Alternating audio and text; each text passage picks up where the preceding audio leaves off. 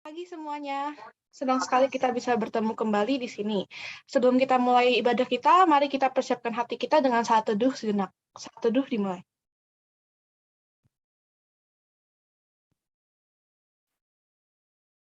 Amin. Shalom, selamat pagi teman-teman. Apa kabarnya hari ini? Kita bersyukur kalau boleh kembali beribadah ya. Untuk itu, mari kita nyanyikan pujian penghormatan kepada Tuhan, karena Dia Allah yang luar biasa, yang bertakhta dalam hidup kita. Mari kita nyanyikan Kau Bertakhta.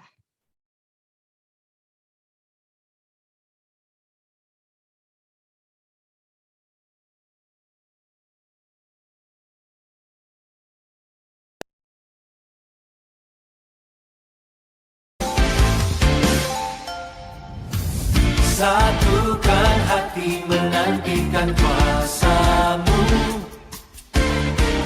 kehadiran-Mu membebaskan hidupku.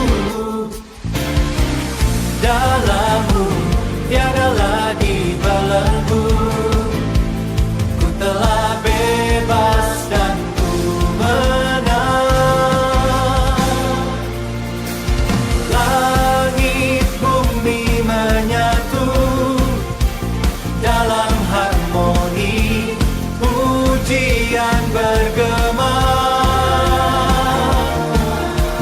bersorak serukan dahsyat Kau Tuhan, bertahta atas semesta.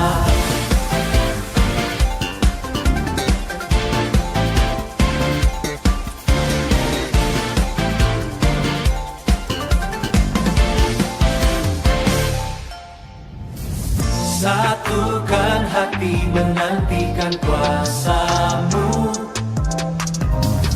kehadiran-Mu membebaskan hidupku. Dalam-Mu tiada lagi belenggu, ku telah bebas dan ku menang. Langit bumi menyatu dalam harmoni, pujian bergema,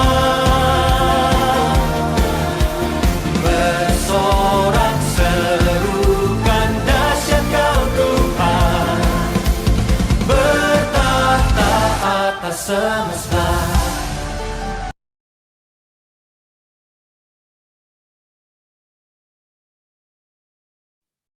Teman-teman, ayo kita bersatu ke dalam doa. Tuhan Yesus, terima kasih untuk hari yang baru Kau berikan. Tuhan, tolong berkati dan pimpin ibadah Korem. Dalam nama Tuhan Yesus, kami berdoa. Amin.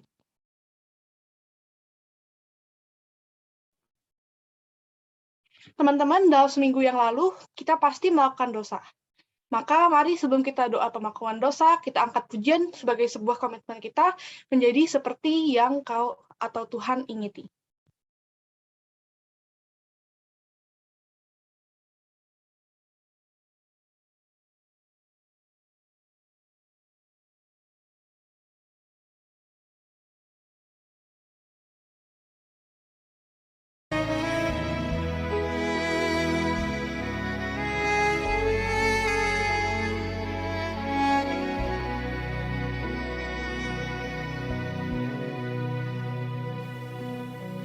Bukan dengan barang fana Kau membayar dosaku, dengan darah yang mahal, tiada noda dan celah. Bukan dengan emas perak Kau menebus diriku, oleh segenap kasih dan pengorbananmu, ku telah mati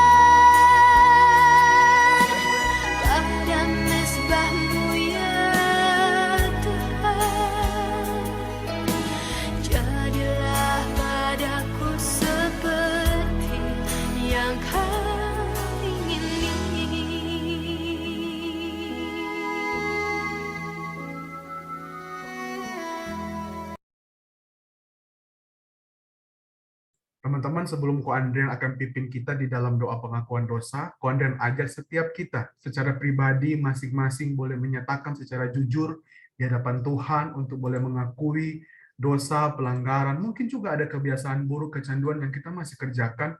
Mari kita berdoa dan kita sungguh-sungguh komitmen untuk boleh meninggalkan, dan kita boleh mengambil tekad untuk semakin hari semakin serupa Tuhan. Mari beberapa waktu ke depan kita boleh mengakui dosa dulu terlebih dahulu secara pribadi, berdoa, lalu nanti Ko Andrian akan tuntun kita dalam doa. Mari kita berdoa.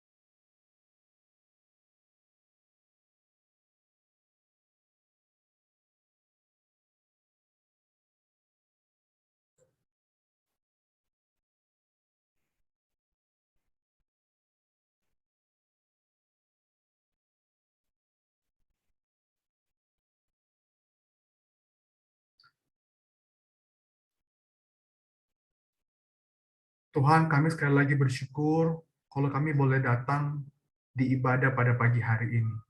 Tapi kami tahu Tuhan, kami datang menghadap kepada Engkau, Allah yang Maha Kudus, Allah yang membenci dosa. Tetapi juga di samping itu adalah Allah yang mengasihi manusia berdosa. Tapi kami mau datang Tuhan, mau membawa setiap doa-doa kami, sebuah pengakuan kami di hadapan Tuhan, dan Tuhan juga mendengar, dan sekali lagi juga boleh melihat keberadaan diri kami. Dan kami juga memohon Tuhan, untuk boleh menyucikan, untuk boleh mengampuni setiap dosa dan pelanggaran kami. Dan Tuhan juga tolong dan bantu ajar kami Tuhan, untuk kami boleh semakin hari semakin meninggalkan dosa, kebiasaan buruk kami, supaya kami boleh menata hidup kami semakin hari boleh semakin serupa Tuhan. Dan kami juga boleh menyenangkan Tuhan, dan boleh hidup untuk Tuhan yang sudah boleh mati dan bangkit buat setiap kami. Tuhan tolong kami, Tuhan bantu kami, karena tidak mudah. Tetapi di samping itu juga Tuhan, kami mau bertekad untuk boleh sungguh-sungguh serius, untuk boleh hidup menjadi anak-anak Tuhan, yang boleh menyenangkan dan boleh menjadi berkat, bahkan boleh hidup sebagaimana apa yang Tuhan mau. Tuhan pimpin hidup kami hari selepas hari, dan ajar kami juga Tuhan, boleh mempersembahkan hidup kami sebagai korban yang kudus dan berkenan kepada Tuhan, sedari kami masih muda. Terima kasih Tuhan, bersyukur buat momen dan waktu ini, kami serahkan doa kami, di dalam nama Tuhan Yesus kami sudah berdoa. Amin. Teman-teman, bareng-bareng dengan Ko Andrian, kita akan sama-sama menyatakan pengakuan iman rasuli. Teman-teman yang belum hafal, akan dipandu melalui slide yang nanti teman kita akan bantu share.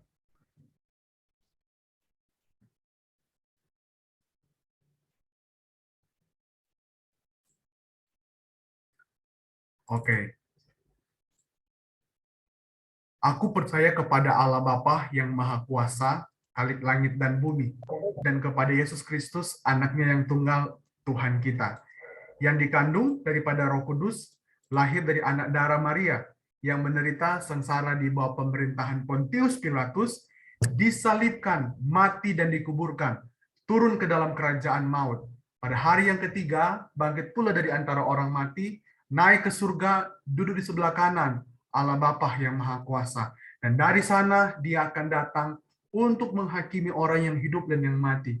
Aku percaya kepada Roh Kudus, gereja yang kudus dan am, persekutuan orang kudus, pengampunan dosa, kebangkitan tubuh, dan hidup yang kekal. Amin. Teman-teman, kita akan masuk ke dalam pemberitaan firman. Karena itu, marilah kita siapkan hati kita dengan sebuah pujian, dan kita boleh nantinya sungguh-sungguh mendengar firman.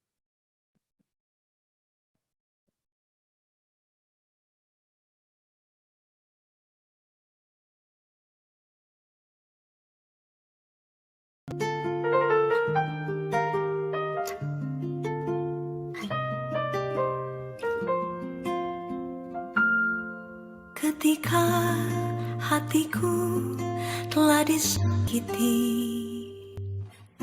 Ajarku memberi, hati mengampuni, ketika hidupku telah dihakimi.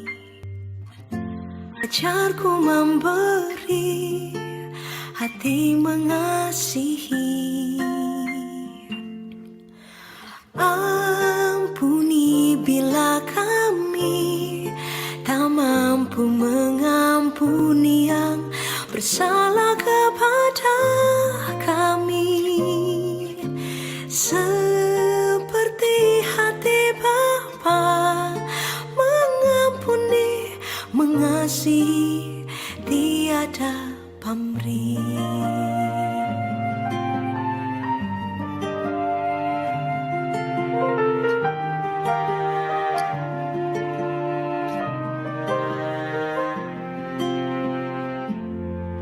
Ketika hatiku telah disakiti, ajarku memberi, hati mengampuni, ketika hidupku telah dihakimi. Ajarku memberi, hati mengasihi.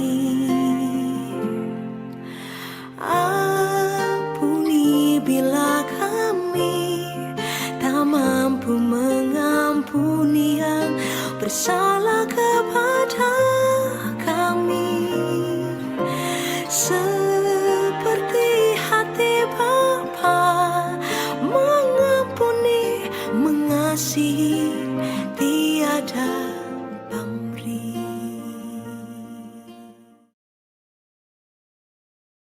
Kepada Pendeta Immanuel Handoko dipersilakan. Yuk kita berdoa ya teman-teman.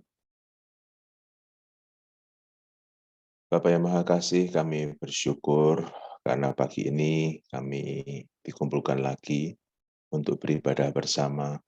Walau mungkin situasi kami di rumah masing-masing, tetapi Tuhan tolong supaya kami tetap fokus kepada Tuhan, tetap fokus memuji Tuhan dan juga merenungkan firman-Mu.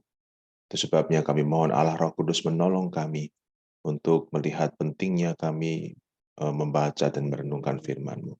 Terima kasih Bapa, di dalam nama Tuhan Yesus kami berdoa. Amin. Ya, selamat pagi teman-teman sekalian. Kita akan merenungkan firman Tuhan. Saya akan share screen ya. Yang akan kita renungkan pagi ini itu tentang mental health ya.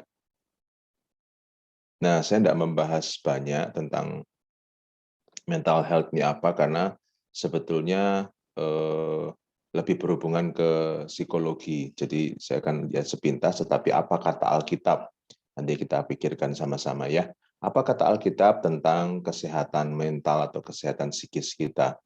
Nah, secara ringkas, yang termasuk dalam mental health itu adalah emosi, psikologi walaupun emosi mungkin masuk di psikologi ya, kemudian di dalam relasi sosial, gimana kita berrelasi kepada orang lain, sehingga nanti apakah mental kita sehat atau tidak itu akan kelihatan. Sebab akan mempengaruhi cara kita berpikir, kemudian mempengaruhi perasaan kita dan mempengaruhi tindakan kita. Yang disebut tindakan ini karakter atau sifat, kemudian sikap dan reaksi kita terhadap segala sesuatu. Misalnya, kalau orang tua marahin kita atau guru marahin kita, maka akan kelihatan sekali orang yang memiliki mental yang sehat, katakanlah mental health begitu ya, dengan orang yang mental health-nya terganggu. Kalau berrelasi sama teman-teman, waktu istirahat, waktu dulu masih onsite sekolahnya, nah ada orang-orang yang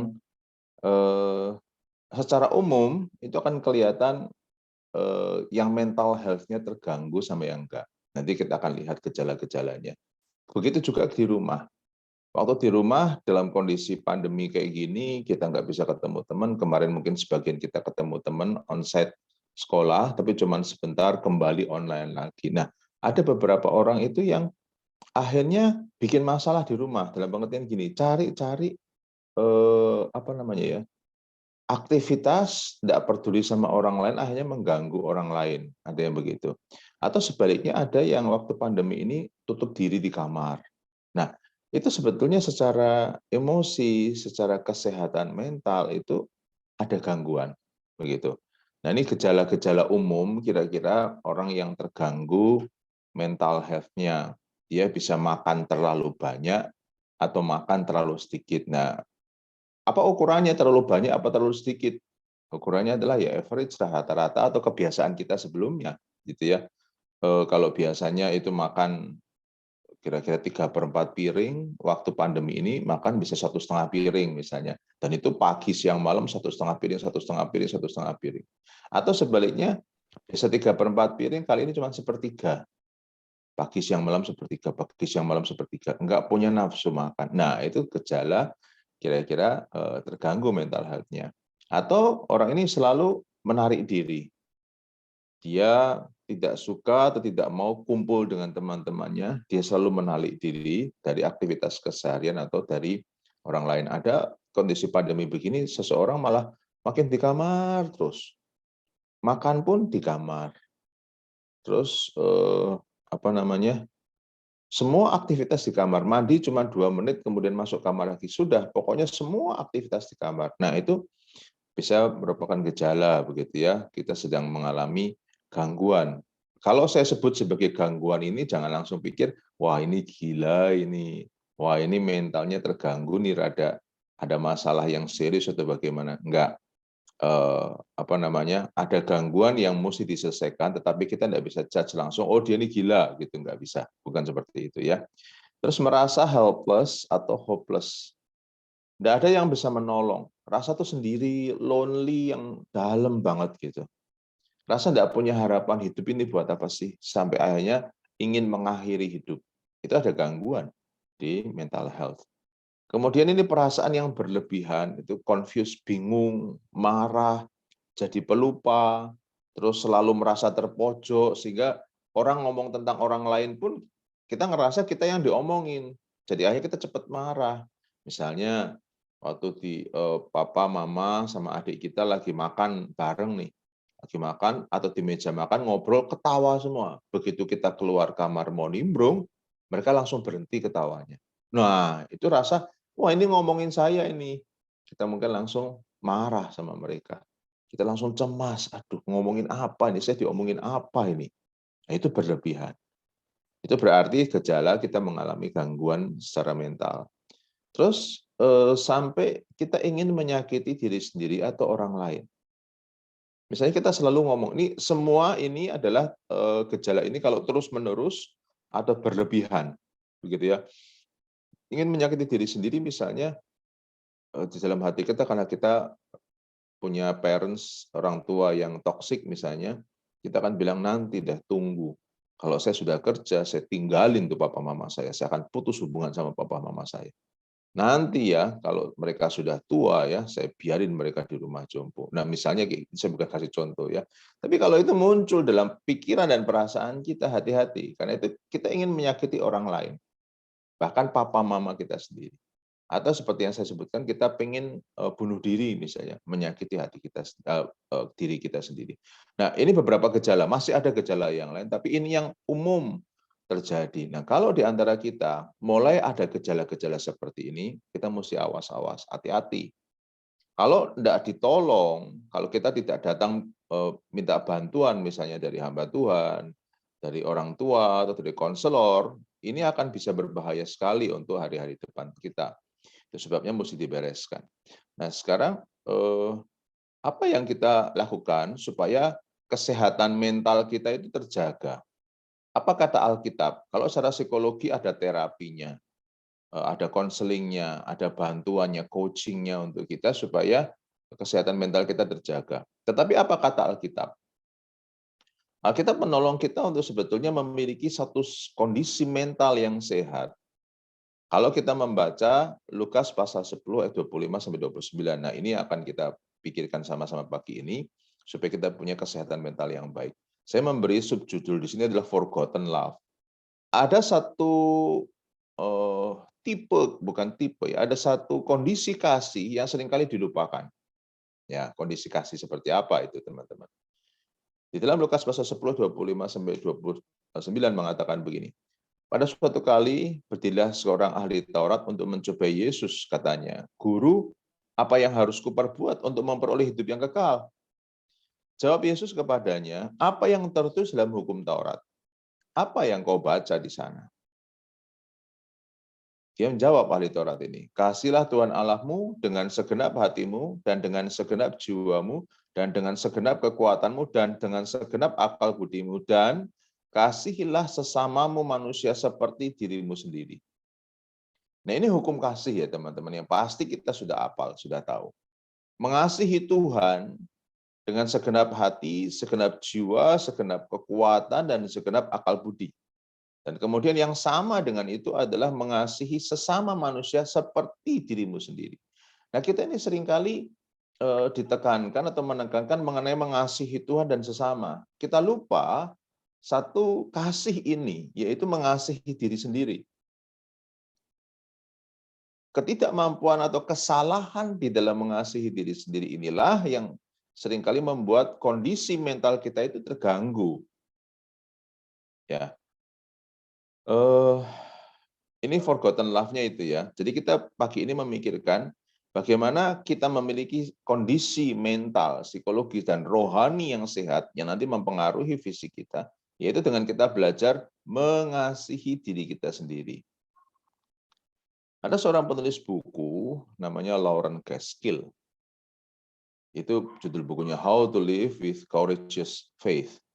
Dia mengatakan satu kalimat, kita tidak mungkin dapat mengasihi Tuhan atau sesama dengan baik jika kita tidak merawat diri kita, kita tidak memperhatikan diri kita. Tidak mungkin kita bisa mengasihi Tuhan dan sesama. Dia secara langsung atau tidak memakai ayat Alkitab ini di dalam statementnya ini. Kita tidak mungkin mengasihi Tuhan dan mengasihi sesama dengan baik kalau kita salah memandang diri kita. Gitu. Nah, sekarang permasalahannya, apa sih artinya mengasihi diri sendiri? Bagaimana engkau dapat mengasihi dirimu proper, well, gitu ya. Sebab bisa ada sikap-sikap yang keliru tentang mengasihi diri sendiri. Nah, apa itu mengasihi diri sendiri? Apakah mengasihi diri sendiri itu bersenang-senang sepuasnya, tidur sebanyak-banyaknya, makan sebanyak-banyaknya, main game, beli barang, pokoknya yang semua saya mau mesti dipenuhi. Apakah itu artinya mengasihi diri sendiri? Atau sebaliknya, mengasihi diri sendiri itu kalau tidak ada yang disimpan. Semua itu dilampiaskan. Kalau saya mau marah, ya saya marah. Saya mau yelling, ya saya yelling. Saya mau fighting, ya saya fighting. Pokoknya apa yang di dalam hati saya itu tidak boleh ditahan. Begitu. Apakah itu artinya mengasihi diri sendiri? Yang proper seperti kata Alkitab. Atau sebaliknya kita mengurung diri sendiri. Di kamar, sebetulnya kita cuek dengan orang lain, cuek dengan kondisi rumah kita. Atau sebaliknya, kita harus mati-matian mencapai prestasi tertinggi. Olahraga, ya olahraga sampai tingkat olimpiade, tingkat dunia. Kalau misalnya prestasi di sekolah, ya sampai olimpiade lah. Matematika kah, biologi kah, fisika kah. Tidak cuma olimpiade kota, tapi olimpiade provinsi, naik olimpiade nasional, kalau bisa olimpiade internasional. Kalau kita sudah mencapai prestasi itu, apakah berarti kita mengasihi diri kita sendiri? Artinya sebaliknya, kalau kita ranking 1 tapi dari bawah, berarti kita tidak mengasihi diri kita sendiri. Apa itu mengasihi diri sendiri? Senang-senang, melampiaskan keinginan kita, atau mencapai prestasi seperti yang orang lain mau. Orang tua mungkin mau, teman-teman tuntut, pacar kita tuntut misalnya. Atau mengasihi diri itu harus selalu berhasil. Sehingga kalau sampai gagal, saya mesti menghukum diri saya sendiri. Ada seorang anak yang saya kenal itu, dia nggak perlu dipukul tangannya sama papa, mama, atau gurunya. Tapi dia pukul tangannya dengan penggaris dia sendiri yang mukul. Dan itu bukan pukulan yang pelan, pukulan yang keras. Nah, apakah itu mengasihi diri sendiri seperti itu? Apa itu mengasihi diri sendiri? Mengasihi diri sendiri yang benar itu selalu punya kaitan relasi dengan Tuhan. Tidak ada seorang pun yang bisa mengasihi diri sendiri secara benar tanpa Tuhan. Mengasihi diri sendiri itu adalah mencintai dirimu sendiri seperti Tuhan mencintai engkau. Mari kita menerima kasih-Nya, mari kita ada di dalam ikatan, kedalaman kasih Tuhan. Mari kita melihat diri kita sebagaimana Tuhan melihat diri kita. Mungkin ya orang tua kita sering ngomong kalimat-kalimat yang kata-kata yang mungkin bikin kita nggak enak ya. Saya pernah dengar seorang remaja itu menangis sampai keras sekali pada waktu satu kebaktian. Dia menangis keras sekali. Kenapa dia menangis keras? Itu retreat, sebuah retreat.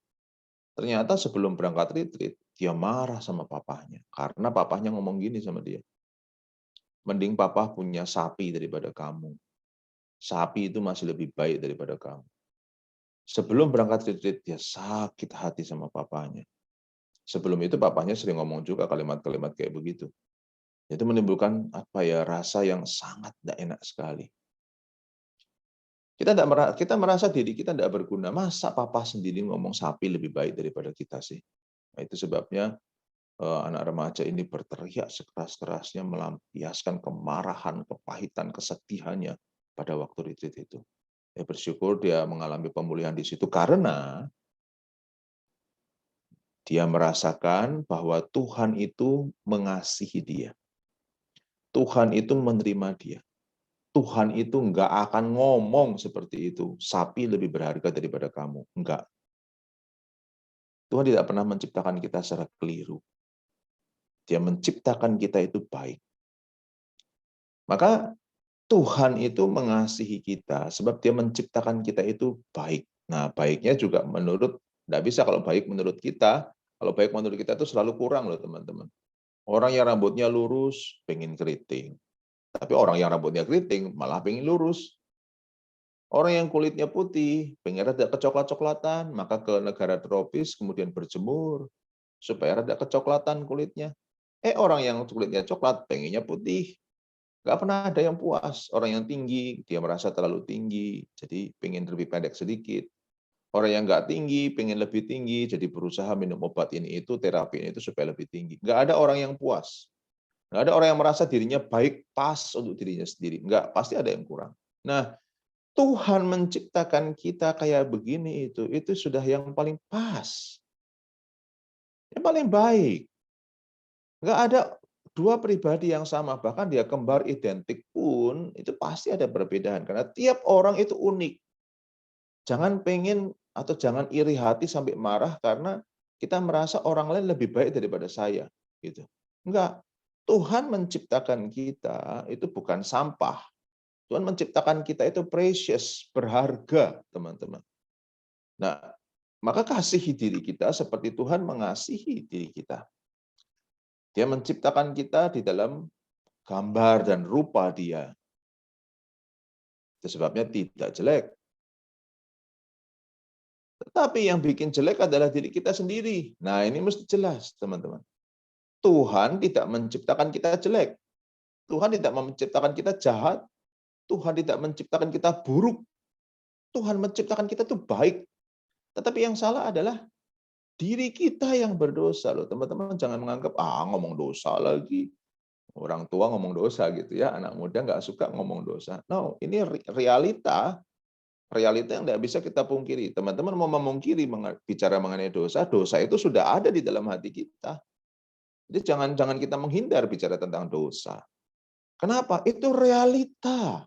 Itu kita.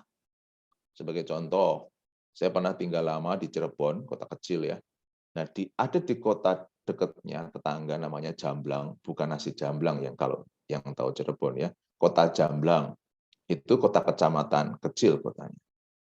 Ada berita menghebohkan. Ini dari keluarga Kristen. Kenapa? Karena rupanya sang kakak itu tiba-tiba, maafkan ini saya mesti ngomong ya, dia memotong kulit katan adiknya laki-laki dengan gunting sampai terjadi pendarahan. Ini keluarga Kristen. Kemudian ditanya, pendeta datang, psikolog datang, ngobrol sama anak itu. Kenapa? Anak itu kira-kira umur 4 tahun. Umur 4 tahun. Dia waktu mamahnya sedang masak, Dia pelorotin celana adiknya, kemudian dia potong kulit katan adiknya itu. Kenapa? Ditanya sama pendeta, ditanya sama psikolog, sama guru. Ternyata ceritanya begini, setelah dirangkai ya. Nah, dirangkai ceritanya gini. Ini anak selama 3 tahun sendirian, jadi anak tunggal. Dia sama papa mamanya, oh disayangi papa, disayangi mama. Apapun yang dia mau pasti ingin dikabulkan. Sampai suatu kali dia ngajak mamanya, "Ma, yuk main lari-larian, kejar-kejaran." Mamanya bilang, "Enggak ah." "Kenapa enggak mau, Ma? Selama ini kan Mama mau." "Iya, ada dedekmu di perutnya Mama." Oh, dia masih belum ngerti itu apa ada dedek. Terus lama-kelamaan Mama ini kehamilannya makin besar, terus si anak sulung ini coba ajak mamanya main peta umpet, main ini itu, mamanya selalu nggak mau. Alasannya adalah ada dedek. Mama nggak bisa kayak dulu, nggak bisa lari-lari, nggak bisa peta umpet, susah Mama itu. Memang betul, kondisi begitu kan susah. Tapi kemudian dedek itu lahir. Kalau dedek itu lahir, makin nggak bisa lagi, karena mamanya tercurah perhatiannya sama dedek ini. Kadang-kadang di kamar, menyusui adiknya ini, kamarnya dikunci. Si anak sulung ini mikir, enggak pernah tuh mama ngunci kamar karena main sama saya. Kok ini sama dedek duaan di dalam kamar, enggak mau diganggu lagi. Maka si Koko ini, kakak ini marah. Waktu mamanya masak, kakak ini tidak ada PR, tidak ada apa-apa, hari libur, dia lakukan itu. Kemudian pendeta tanya, "Kamu lakukan itu, melukai adikmu sampai berdarah-darah, sampai membahayakan nyawa. Kenapa? Dari siapa kamu lihat?" Nggak lihat siapa-siapa. Lihat TV, wah ini nggak pernah lihat TV. Televisi nggak pernah. Film yang seperti itu, kekerasan, nggak ada. Lalu dari mana? Lihat tetangga begitu? Enggak. Lalu dari mana? Nggak dari mana-mana. Dari mana itu? Dari dosa. Dari keinginan hatinya sendiri, dia ingin melukai adiknya, dia marah kepada adiknya, walaupun adiknya tidak bisa apa-apa. Belum bisa apa-apa, hanya bisa menangis. Dan mama itu memperhatikan adiknya memang sudah sepantasnya, karena adik ini sedang tidak berdaya, masih bayi. Dari mana iri hati? Dari mana keinginan menyakiti? Siapa yang mengajari? Tidak ada. Itu ada di dalam hati kita, karena itu adalah dosa. Sehingga selalu muncul yang buruk. Kenapa kita tidak menyukai dengan kondisi kita sendiri? Melihat diri kita berharga. Saya ini berharga, dihargai oleh Tuhan. Kenapa nggak bisa lihat begitu? Karena kita bandingkan sama orang lain. Dan kenapa kita bandingin sama orang lain? Kita pengen seperti orang lain. Kita nggak puas sama diri kita sendiri. Kita ini berdosa, teman-teman. Nggak usah diajarin kita berdosa. Itu sebabnya Alkitab dalam Mazmur 51 mengatakan kita berdosa sejak di dalam kandungan. Belum dilahirkan, kita sudah berdosa. Jadi dosa ini jangan kita hindari waktu ngomong, waktu membicarakan. Kita mesti menyadari ada dosa di dalam diri kita yang membuat pikiran kita seringkali jahat. Perasaan kita seringkali lebih cepat ingin menyakiti orang lain atau ingin menyakiti diri sendiri. Tindakan kita itu wujud dari pikiran sama perasaan. Kita ini berdosa. Tetapi kita punya Tuhan yang menyayangi kita. Loh, kok kita berdosa bisa disayangi? Nah, itulah Tuhan kita. Kita tidak bisa menyayangi, mengasihi Tuhan. Dan sebelum kita tahu kita mengasihi Tuhan, sebelum kita merasa kita harus mengasihi Tuhan, sebelum itu ada dalam pikiran kita, Tuhan sudah lebih dulu mengasihi kita. Ada satu lagu yang mengatakan, waktu aku melihat salibmu, aku tahu berapa hargaku. Waktu aku melihat pengorbananmu, aku tahu seberapa besar dosaku. Waktu aku melihat kasihmu, aku tahu seberapa besar penghargaan Tuhan untuk. Teman-teman, kita berdosa, tetapi Tuhan Yesus mengasihi kita dengan cara Dia menyelamatkan kita. Menyelamatkan kita bukan dengan jari telunjuk, oh kamu diselamatin, kamu diselamatin. Enggak.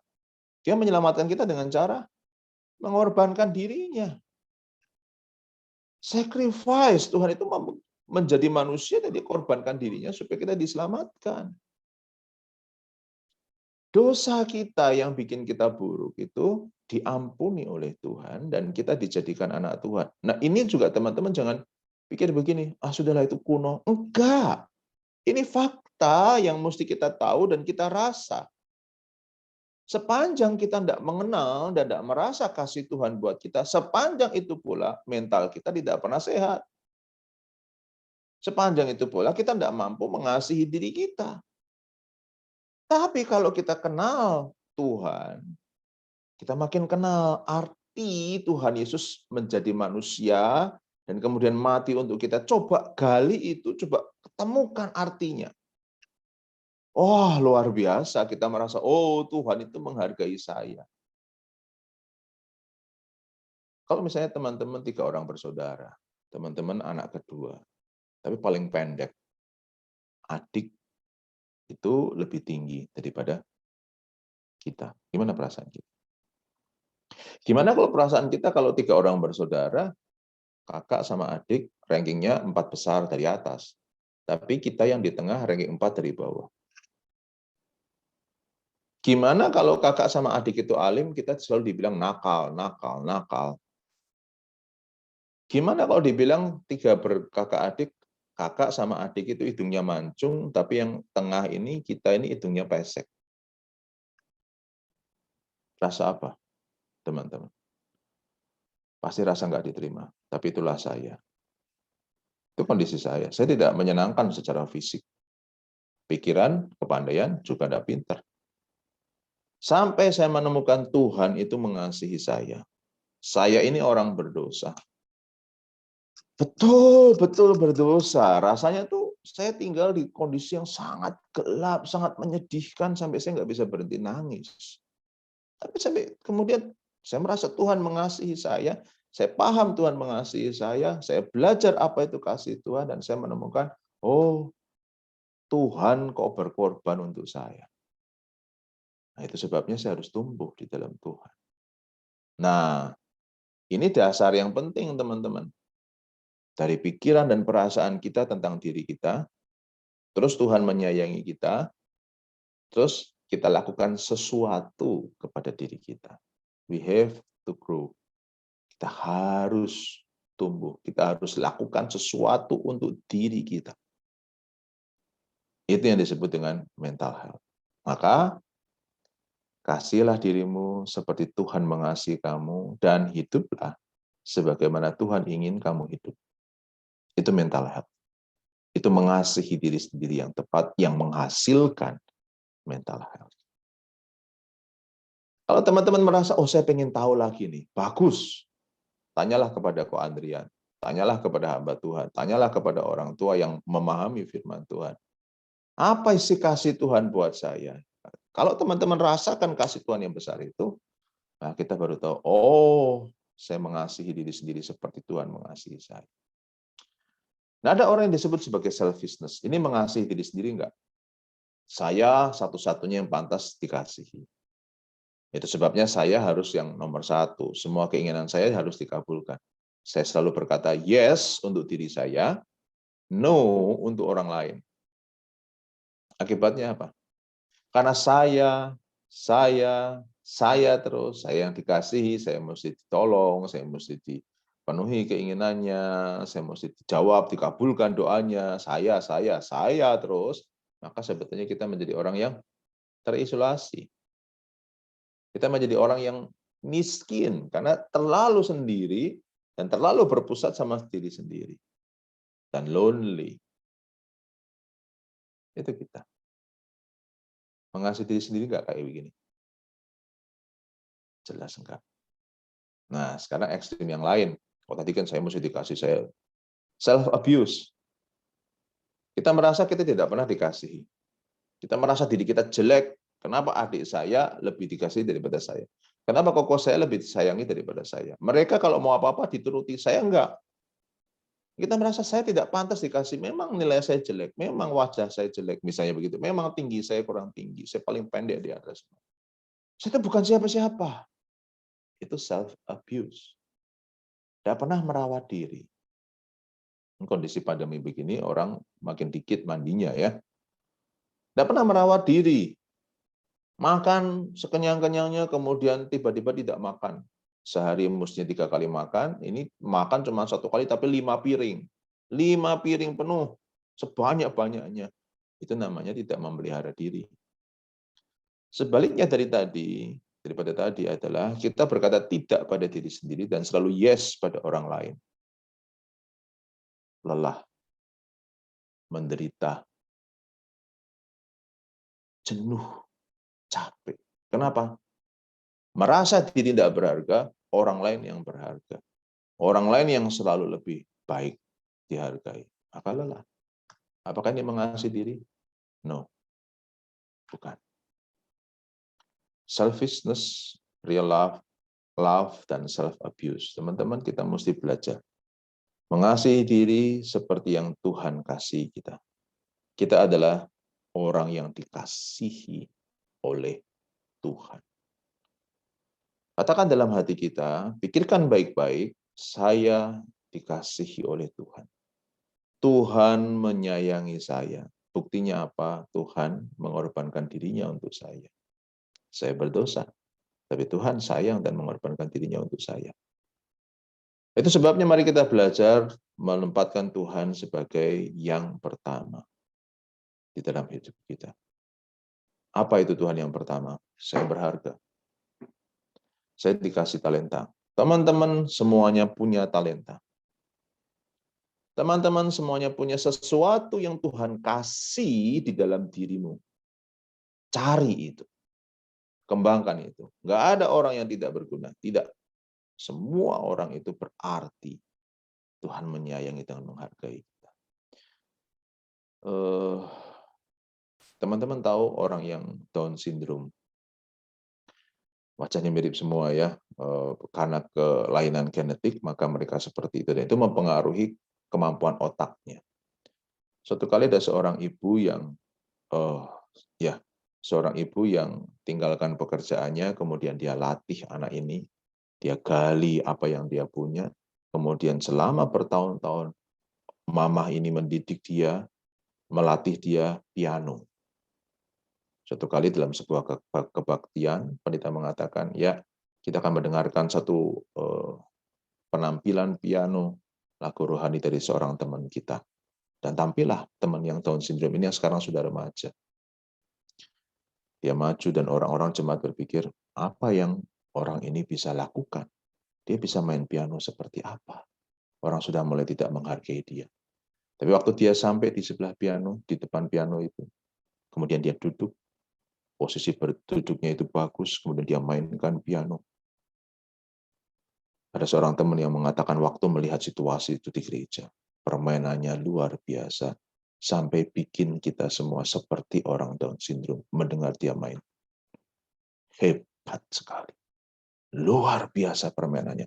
Membuat hati itu terasa tertarik sama piano itu, sama suara piano itu. Membuat pikiran sama hati itu tiba-tiba seperti suasana yang lain. Dia pengen menikmati setiap dentingan piano itu. Tekanannya begitu pas, temponya begitu pas, semuanya begitu indah. Dan teman saya mengatakan itu seperti kita dibuat seperti Down syndrome, melihat dia main. Teman-teman, tidak ada satupun kita yang tidak bisa apa-apa. 0, minus, tidak. Tuhan itu kasih sesuatu kepada kita. Itu sebabnya tempatkan Tuhan yang pertama dengan cara cari apa yang baik di dalam diri kita. Potensi kita itu apa. Kemudian mari kita memiliki relasi yang baik dengan firman Tuhan. Jangan bosan dengan firman Tuhan. Cari tahu apa arti firman Tuhan. Renungkan firman Tuhan baik-baik. Untuk menentukan supaya dengan guidance dari firman Tuhan ini kita tahu kita yes kepada apa, siapa, dan no kepada apa dan siapa. Disinilah kita menemukan hidup kita adalah hidup yang dihargai oleh Tuhan. Hidup yang sungguh baik dan berharga. Teman-teman mengasihi diri kita seperti Tuhan kasihi dan hiduplah seperti bagaimana Dia ingin kita hidup. Kita ini berharga, ya dikasihi Tuhan. Kita ini tidak berharga tadinya, tetapi dihargai oleh Tuhan. Tidak berharga karena dosa. Maka buatlah diri kita tetap berharga. Nah, 2 poin inilah orang yang mengasihi diri dengan benar, yang menghasilkan mental health, yang bisa menyelesaikan masalah-masalah mental health kita. Kita tidak berharga karena dosa, tetapi Tuhan menghargai kita. Dan kemudian mari kita buat diri kita berharga. Dengan cara bersyukur. Kita seperti sekarang, Tuhan mengasihi kita. Dan mulai kita belajar mengasihi Tuhan. Dan taat kepada Dia. Taat kepada Dia bukan sebagai hukum yang kalau saya taat, saya dikasih anugerah. Kalau upah, kalau saya tidak taat, maka saya dihukum. Enggak, jangan berpikir begitu. Ketaatan kita kepada Tuhan adalah karena kita bersyukur. Mengasihi Tuhan. Kemudian, jangan berhenti belajar dan maksimal. Kita punya sesuatu karena Tuhan kasih. Itu sebabnya belajar. Belajar apa? Ya belajar piano mungkin, belajar musik, belajar menggambar, belajar pelajaran-pelajaran di sekolah, mana yang menjadi bidang kita, tekuni itu. Dan jadilah maksimal. Bukan menghukum diri. Ya. Dari Lukas 10:25-29 kita belajar kasih yang seringkali diabaikan, tidak dibahas, yaitu mengasihi diri sendiri. Nah, kita ingat waktu kita mengasihi diri, kita dikasih oleh Tuhan, kita belajar mengasihi Tuhan, kita belajar mengasihi diri kita sendiri, kemudian mengasihi sesama, dan akhirnya kita memiliki perfect love. Kasih yang sempurna yang menghasilkan mental health. Kiranya Tuhan menolong kita, dan saya akan coba sharing sebagai penutup satu video ya.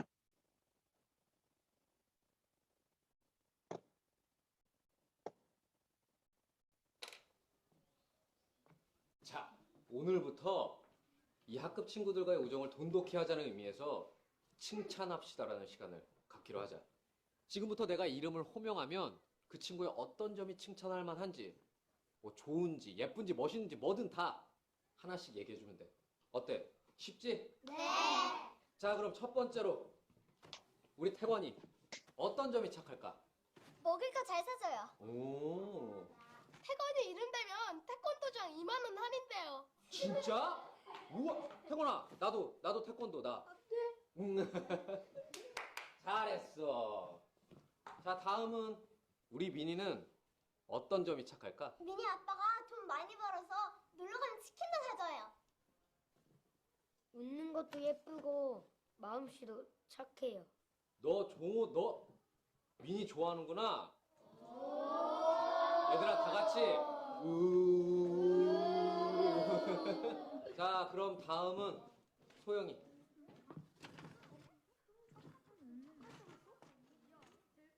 이번엔 우리 소영이가 어떤 점이 착한지 한번 말해볼까?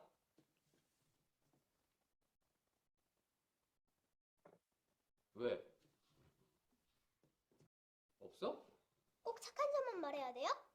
나쁜 점은 많이 하는데. Kalau kita diperlakukan seperti itu, apa yang kita rasakan? Dan apa yang kita lakukan di depan kelas tuh?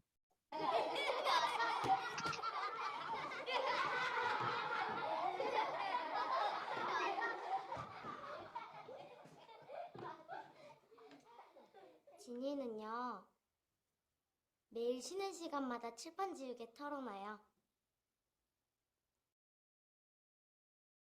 지혜는 애들 머리 잘 묶어주고, 종호는 그저께 하영이 신발 주머니 찾아줬어요. 주은이는 연필, 지우개, 스케치북 이런 것도 잘 빌려주고, 지민이는 짝이 모르는 거 있으면 잘 가르쳐줘요. 그리고 민이는 동생이 2학년인데 좀 아파요. 그래서 매일 업고 학교에 왔다가 점심시간에 집에 데려다줘요. 주영이는 학교 끝나고 시장에서 엄마 일 잘 도와줘요. 할머니한테 갈 때마다 봤어요. 그리고 태권이는 체육 시간에 뚠틀이나 공 같은 거 제일 먼저 옮겨 다니고요.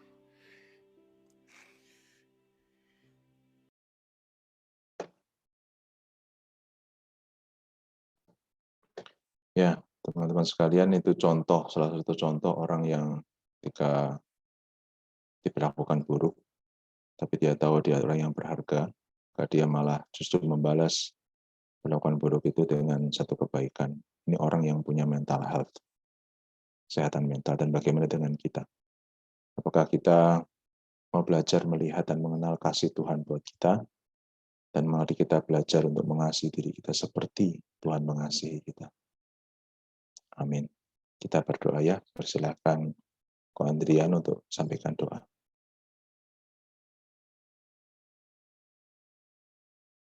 Oke, teman-teman, mari kita berdoa ya.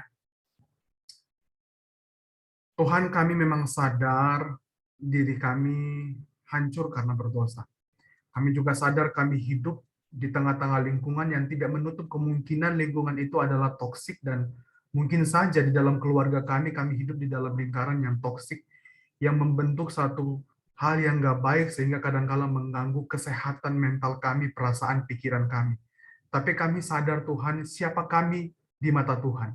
Dan kami juga sadar siapa kami ketika kami sudah ditebus oleh Tuhan dengan darah yang mahal, pengorbanan yang luar biasa, bahkan Tuhan mau bangkit bagi kami.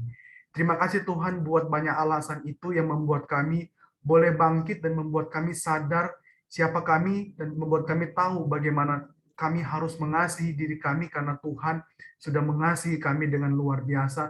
Sehingga itu yang membuat kami boleh hidup dengan baik dan kami boleh punya kesehatan mental dengan baik. Sehingga kami boleh tahu bagaimana cara kami berperasaan, bertindak, berpikir, bahkan menghargai orang lain sekalipun orang itu tidak menghargai kami. Dan kami juga boleh belajar untuk mengasihi diri kami, mengasihi orang lain sekalipun orang lain menyakiti kami. Tuhan tolong kami kadang-kadang, karena kadang-kala ada banyak hal yang membuat kami bisa menguras energi kami, menguras kesehatan mental kami, mungkin bisa membuat kami marah, bahkan kadang-kala ada banyak kejadian yang pahit yang membuat kami kecewa, tapi ajar kami Tuhan untuk melihat selalu dari kacamata Tuhan yang baik. Terima kasih Tuhan, Tuhan bantu kami, Tuhan tolong kami, biarlah firman Tuhan ini boleh bergema di dalam hati kami, Roh Kudus boleh bekerja dan kami boleh menerapkannya. Dan kami juga bersyukur buat Pendeta Immanuel yang boleh menjadi berkat, Tuhan boleh memberkati kehidupan dia bersama dengan keluarga di dalam pelayanan untuk berkarya bagi Tuhan. Terima kasih Tuhan, di dalam nama Tuhan Yesus kami sudah berdoa. Amin. Ya, terima kasih, Pak.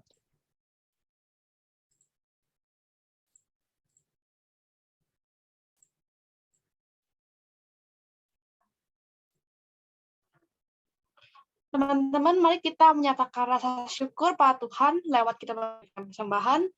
Teman-teman yang punya akun Dana digital atau punya OVO, Dana, dan lain-lain, silahkan scan QR Code yang nanti akan ditampilkan di PPT. Dan mari kita menyanyikan pujian Betapa Hatiku.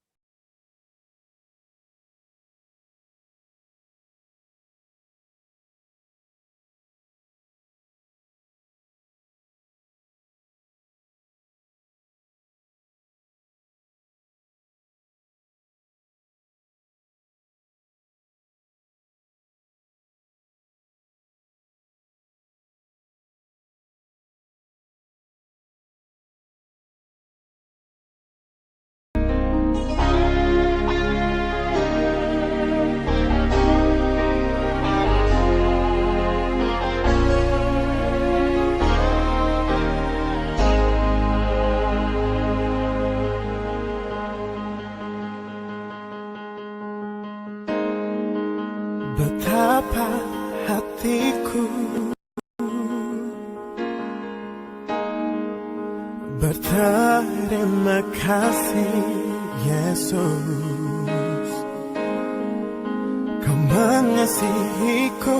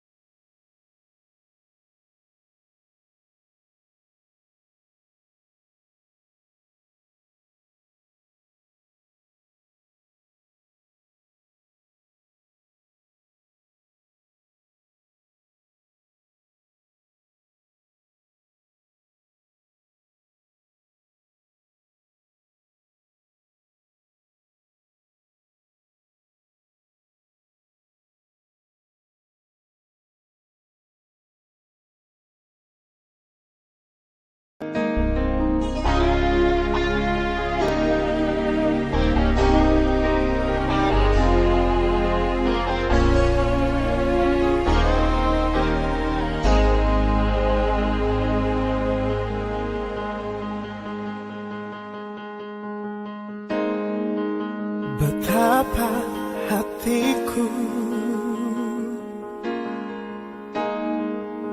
berterima kasih Yesus, Kau mengasihiku,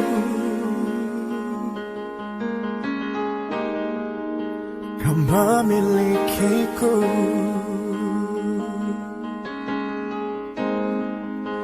Hanya ini Tuhan persembahanku, segenap hidupku, jiwa dan ragaku, sebab tak ku miliki harta kekayaan yang cukup berarti untuk ku persembahkan.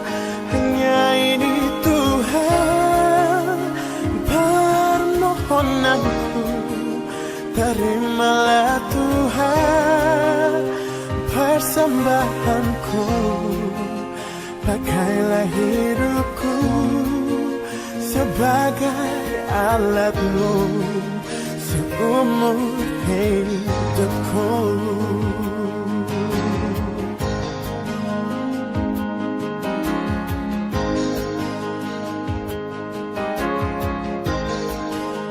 Betapa hatiku berterima kasih Yesus, Kau mengasihiku, Kau memilikiku. Hanya ini Tuhan persembahanku, segenap hidupku, jiwa dan ragaku, sebab tak ku miliki harta kekayaan yang cukup berarti untuk ku persembahkan. Hanya ini Tuhan permohonanku, terimalah Tuhan persembahanku, pakailah hidupku sebagai alat-Mu seumur hidupku.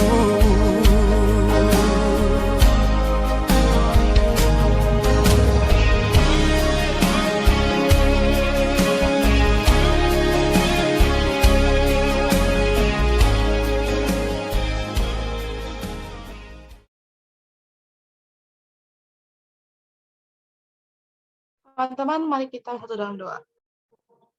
Tuhan, inilah persembahan kami, tolong terima dan pakailah persembahan ini untuk melayani-Mu lewat gereja kami. Dan kiranya kami juga boleh mempersembahkan hidup kami untuk melayani Tuhan. Dan Tuhan juga berkati kehidupan kami. Dalam nama Tuhan Yesus kami berdoa, amin. Halo teman-teman, senang sekali hari ini teman-teman boleh hadir ibadah Korem yang pertama ya.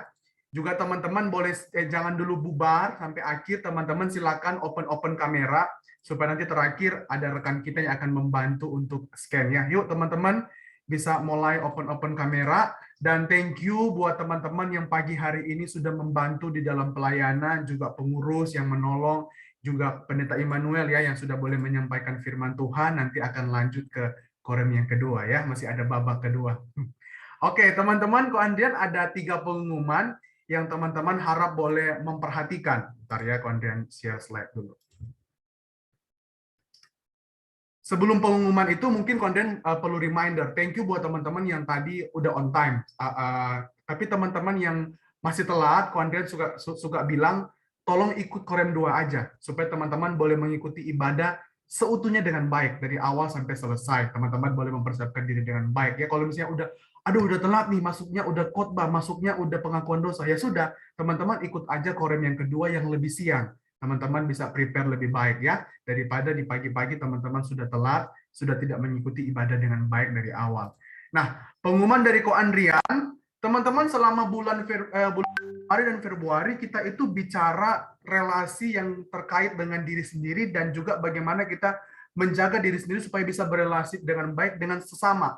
Entah itu teman, juga keluarga, juga lawan jenis dan lain sebagainya. Jadi tema-tema kita tentang baper ya, mental health, terus juga tema-tema di Januari tentang kita membangun relasi dengan diri sendiri.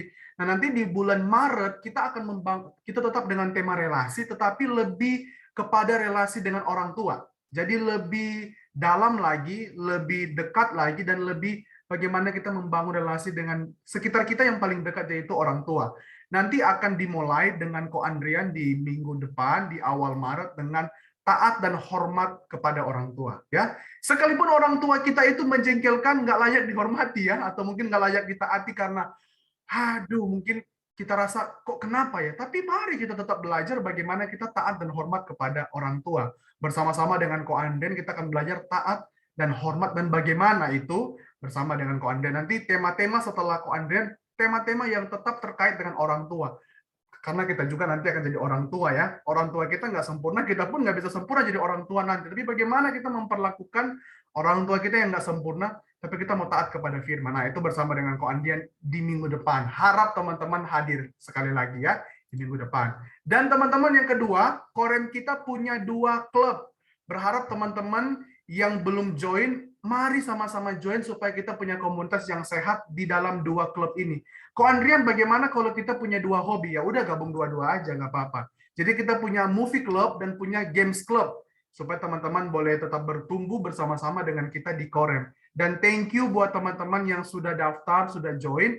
Teman-teman yang mungkin yang mungkin kesusahan bisa langsung join aja di grup ya, sudah dikirim link Discord-nya. Nanti akan gabung ke situ. Tapi teman-teman yang mau japri bisa ke Nana dan juga ke Lina untuk movie club. Games club bisa ke Daryl atau ke Troy. Berharap melalui ini teman-teman tuh ada kebersamaan dengan kita, dengan teman-teman yang sudah gabung di klub ini ya. Dan yang terakhir, yang ketiga, teman-teman yang masih ingin pelayanan bisa menghubungi Ko Andrian. Di masa pandemi ini Korem ada 3 pelayanan, ada WL, ada operator Zoom, dan juga ada yang buat PPT. Jadi hari ini teman-teman ada PPT lagu, ada kata-kata di lagu-lagu tadi, itu bukan Ko Andrian yang buat. Itu hasil karya dari teman-teman remaja yang kreatif yang membuat PPT dan juga mengedit video dengan baik. Jadi ada yang buat itu, dan Ko Andrian bersyukur teman-teman punya talenta, punya berkat yang Tuhan kasih, yuk kita pakai membangun komisi kita dan baik. Dan juga hari ini ada yang WL dan lain sebagainya. Teman-teman nggak usah takut, kita bagi yang baru pertama kali pelayanan pasti akan ada briefing dan latihan. Teman-teman tanya aja ke orang-orang yang baru pelayanan, pasti ada latihan, pasti ada briefing, pasti dibantu dan dibuat juga kata-katanya supaya bisa belajar dan nggak kaget ketika pertama pelayanan ya. Berharap teman-teman yang dari muda kita boleh belajar menyerahkan diri kita untuk boleh dipakai Tuhan di dalam pelayanan ya. Dari Ko Andrian itu aja. Kita akan menutup ibadah kita, jangan dulu bubar. Nanti doksologi, nanti doa berkat akan disampaikan oleh Pendeta Immanuel ya. Puji Allah Bapa Putra, puji Allah Roh Kudus, ketiganya yang esa. Pohon selamat, sumber berkat. Amin. Teman-teman yang dikasihi Tuhan, mari kita mengarahkan hati dan pikiran kita kepada Tuhan dan menerima berkat-Nya. Tuhan memberkati engkau dan melindungi engkau.